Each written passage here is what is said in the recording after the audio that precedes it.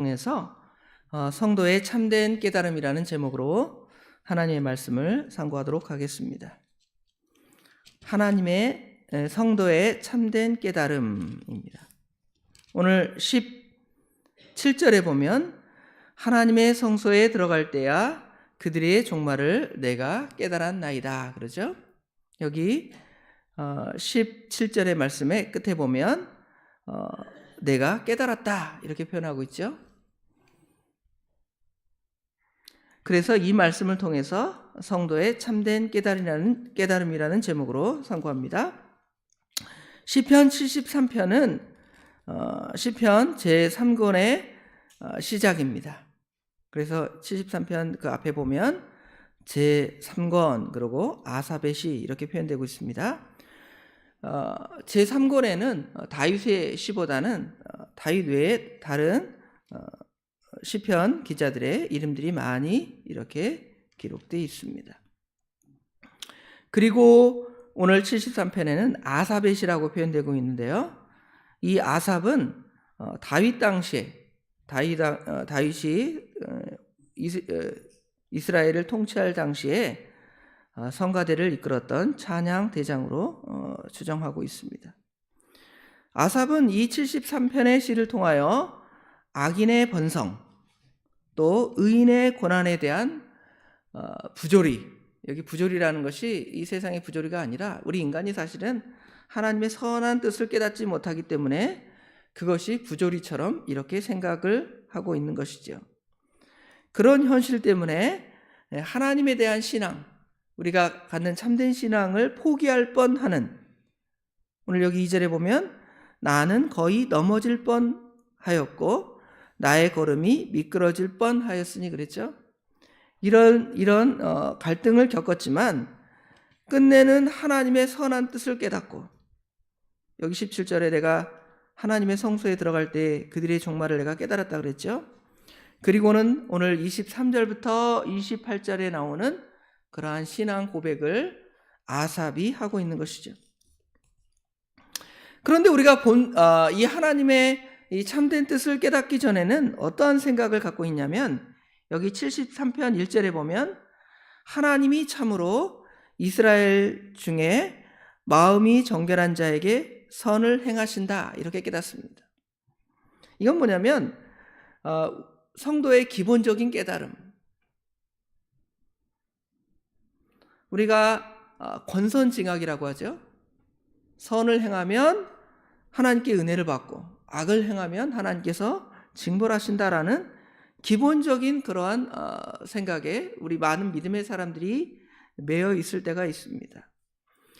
욥의 세 친구를 우리가 보면 압니다. 욥기를 보면 욥이 하나님의 그 연단, 또 하나님께서 그를 단련하려고 여러 시험들을 일으키는데 욥의 친구들이 와서 위로한다고 치고 뭐라고 말하냐면, 야, 욥, 너 무슨 죄를 저질렀냐? 그 죄를 회개하라.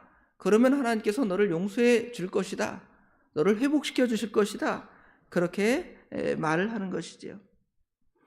그것이 보통 성도들, 우리가 가지는 일반적인 생각입니다. 그런데 우리 삶은 나름 하나님의 말씀대로 살아가기를 힘씁니다. 기도 생활, 또 말씀 읽는 생활, 경건한 생활, 말씀을 따라 살아가는 생활을 잘 하는데 우리의 현실은 그렇지 않습니다. 여기 13절에 보면, 오늘 본문 13절에 보면 내가 내 마음을 깨끗하게 하며 내 손을 씻어 무죄하다 라는 생각을 우리가 하고 있습니다. 그런데 우리의 현실은 실로 그것이 헛되어 보인다는 것이죠. 그 현실은 우리 삶에 굉장히 헛되다라는 생각을 가지고 살아가는 것이 우리 성도의 현실입니다. 선을 행하며 살아간다고 애쓰는데 성도의 현실은 종일 재난과 아침마다 징벌을 받는다 그러잖아요. 14절에. 이것이 우리 성도의 현실로 다가올 때가 있습니다. 뿐만 아니라 악인들의 모습은 어떻습니까? 악인들의 모습은 3절에 보면 내가 악인의 형통함을 보고 오만한 자를 질투하였으며. 그랬죠? 악인이 형통한다는 것입니다. 그들이 죽을 때에 잘 죽습니다. 세상의 오복 중에 하나가 잘 죽는 것이라는데, 여기 4절에 보면 그들은 죽을 때에도 고통이 없고 그러죠. 강건하다가 죽습니다. 바로 그냥 나이 어느 정도 먹어서 잘 먹고 잘 살다가 이제 바로 죽는 거예요. 잘 죽습니다.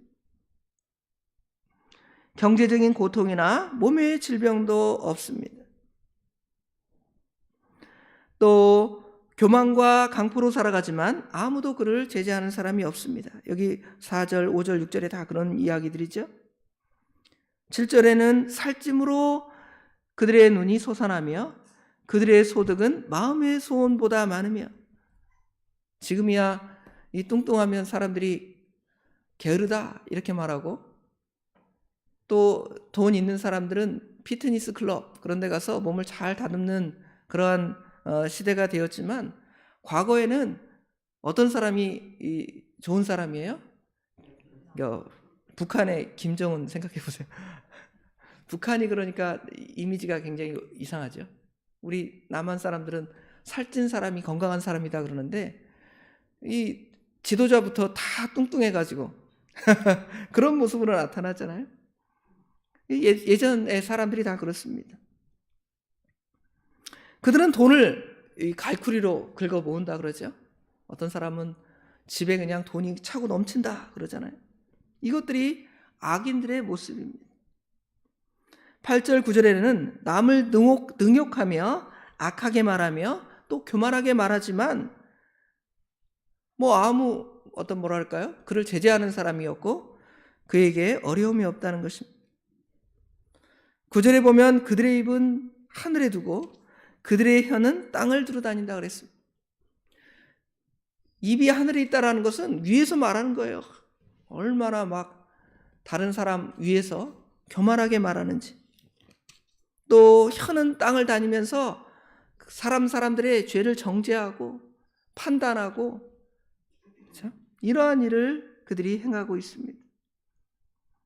10절에는 그들이 여기 10절에 보면 그러므로 그의 백성이 이리로 돌아와서 잔이 가득한 물을 다 마십니다.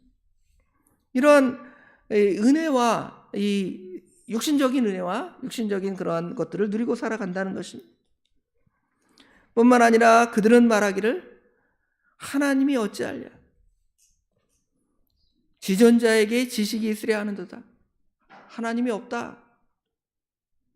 이렇게 말하는 것이 이 세상 사람들입니다.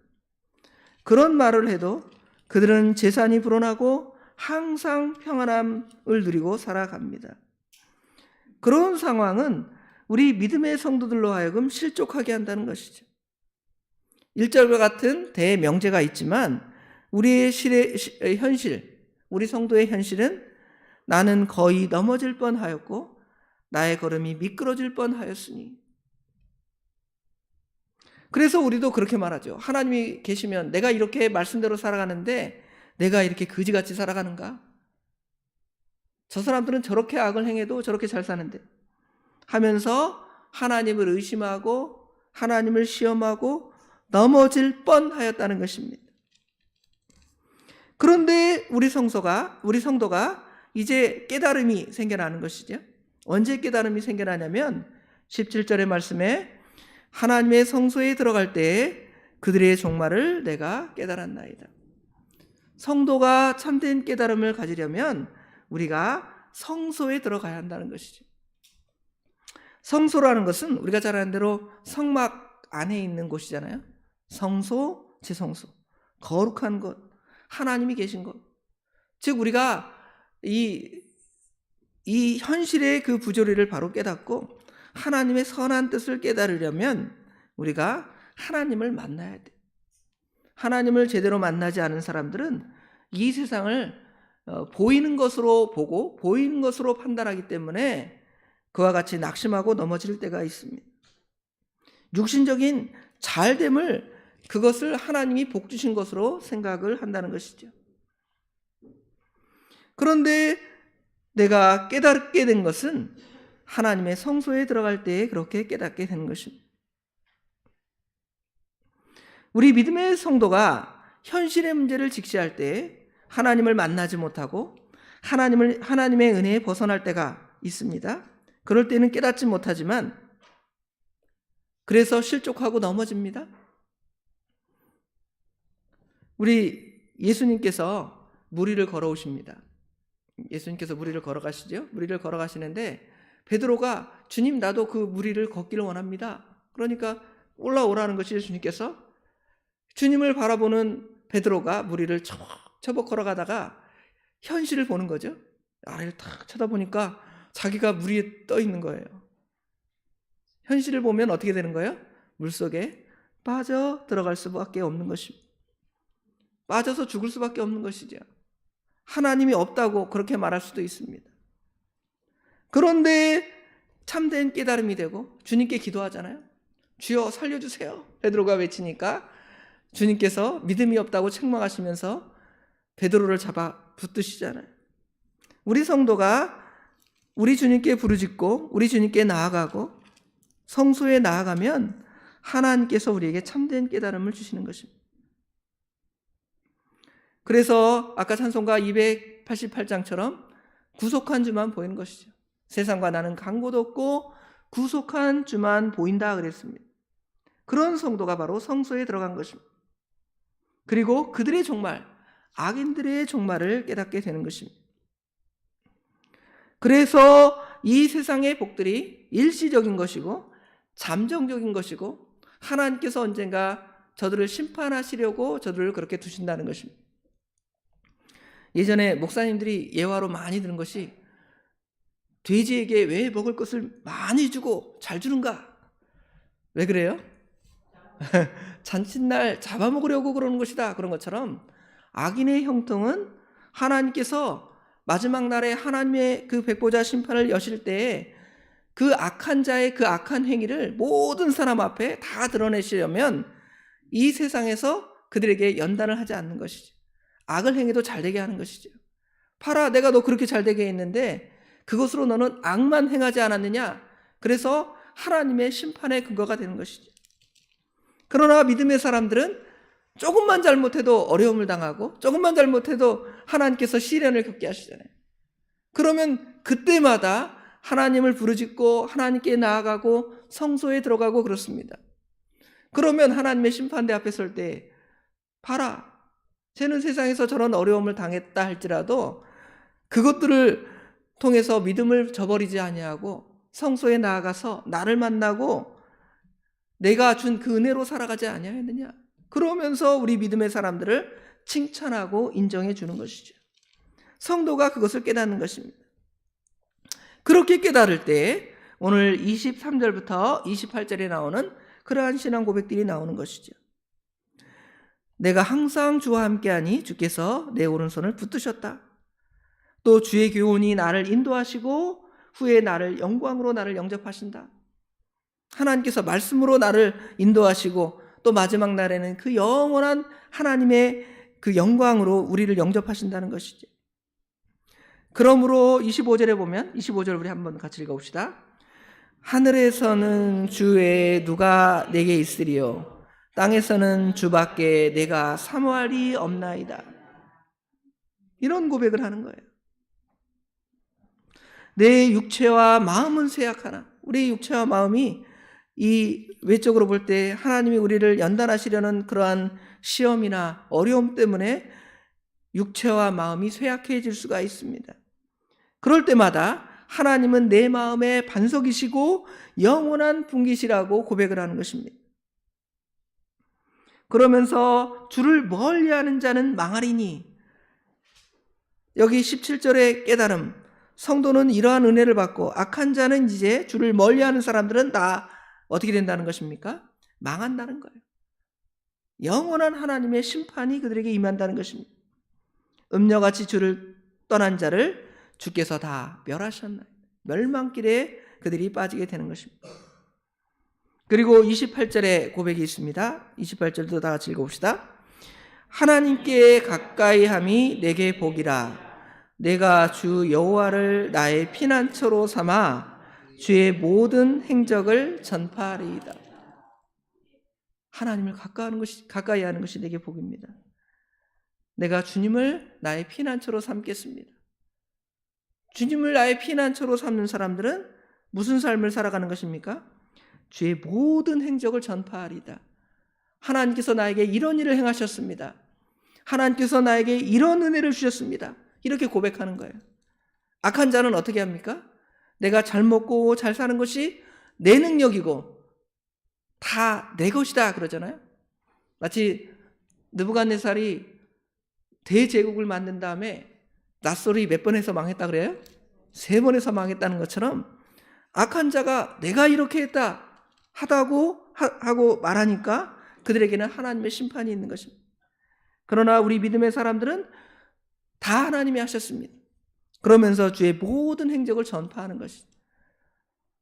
말씀으로 복음을 선포하고 전도지를 나눠주고 하나님을 믿으세요. 예수 그리스도를 믿는 것이 당신에게는 참된 은혜요 복입니다. 그렇게 우리 입으로 고백하는 것입니다. 결론적으로 우리 성도들은 악인의 형통함을 부러워하지 말고 그들의 종말은 다 하나님이 결정해 놓으신 것입니다. 하나님의 주권에 따라 그들을 심판하시는 것이죠. 우리 성도들은 주님의 성소에 들어가서 주님을 만나고 주님을 사모하기를 힘쓰고 또 주님으로 더불어 기뻐하고 즐거워하고, 그래서 오늘 23절부터 28절에 나오는 그러한 신앙 고백을 하고, 그 신앙 고백만이 나에게만 있는 것이 아니라 다른 사람에게도 나누어서 그것들이 모든 사람에게 나누어지는 저와 성도 여러분이 되기를 간절히 원합니다. 기도하겠습니다.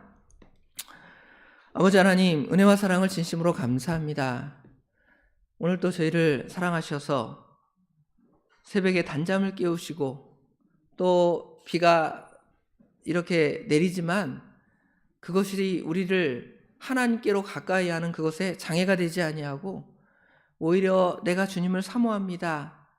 주를 가까이 하는 것이 내게 복이라 그렇게 고백하면서 주님 앞에 나오기를 원하여서 하나님께 나와 기도하고 또 찬양하고 말씀을 듣고 주님의 선하신 뜻을 찾고자 원하는 성도들, 또 저희들, 아버지 하나님 은혜와 사랑을 진심으로 감사합니다. 그러나 우리가 믿음이 연약할 때, 참된 깨달음이 없을 때에는 악인이 잘 되고 악인이 번성함을 인하여 우리가 더러 낙심하고 좌절하고, 또 과연 하나님이 계시면 나를 이 모양 이 꼴로 그냥 두시는가 하고 실족하고 넘어질 뻔하는 것이 우리 성도들의 현실입니다. 그러나 우리 성도들이 그 현실에 안주하고 거기 넘어져서 미끄러진 그것으로 족하는 것이 아니라 이제 우리 주님을 바라보고 우리 주님께 기도하고 우리 하나님의 도우심을 구하고 하나님의 선하심을 구할 때 하나님께서 깨달음을 주시고 하나님의 선한 뜻을 바로 깨달아 악인들은 저렇게 결국 망합니다. 그리고 하나님께서 우리를 연단하시는 것은 우리로 하여금 참 믿음에 서고 하나님의 영원한 복에 참여시키시고자 이러한 것을 우리에게 주셨습니다 라고 고백을 하게 됩니다. 아버지 하나님, 이런 고백이 아삽의 그 고백처럼 우리의 고백이 될 수 있도록 우리 하나님 도와주시옵소서. 늘 주님을 만나는, 또 주님의 은혜를 생각하는, 그래서 깨닫는 참된 깨달음을 가지는 저희들이 되어서 우리 입에는 주밖에는 내가 사모할이 없습니다. 주님을 가까이 하는 것이 내게 복입니다 하는 이러한 고백들이 우리 입에서 나와서 아버지 하나님 그 주신 은혜들을 맛보고 누리며 살아갈 뿐만 아니라 이 모든 하나님의 행하신 선한 일들을 다른 사람들에게 나누어주고 전파하고 또 그들로 하여금 그 생명길에 같이 동참하게 하는 저희들의 선한 일들을 아버지 하나님 주님께서 알아주시고 인정하여 주시니 감사합니다. 이러한 일을 오늘 하루도 넉넉히 잘 감당할 수 있도록 우리 하나님 도와주시옵소서. 오늘 수요일입니다. 아버지 하나님, 하나님께 나와 또 말씀 듣기를 원합니다. 우리 하나님께서 우리 성도들의 마음을 일깨워 주시고 아버지 하나님, 특별히 말씀을 전하시는 우리 목사님에게 저희들을 위한 꼭 필요한 말씀을 잘 준비하셔서 저희들이 그 말씀을 들을 때 아멘하고 그 말씀을 통해 순종하는 삶을 아버지 하나님 다짐하는 귀한 예배 시간이 될 수 있도록 우리 하나님 친히 함께하여 주시옵소서. 오늘 하루 이 세상을 살아갈 때 우리 하나님과 늘 동행하는 삶을 살아갈 수 있도록 또한 우리 하나님 도와주시옵소서. 모든 것 우리 주님께 맡깁니다. 우리 하나님께서 친히 역사하여 주실 줄 믿사옵고 예수님의 이름으로 간절히 기도드리옵나이다. 아멘.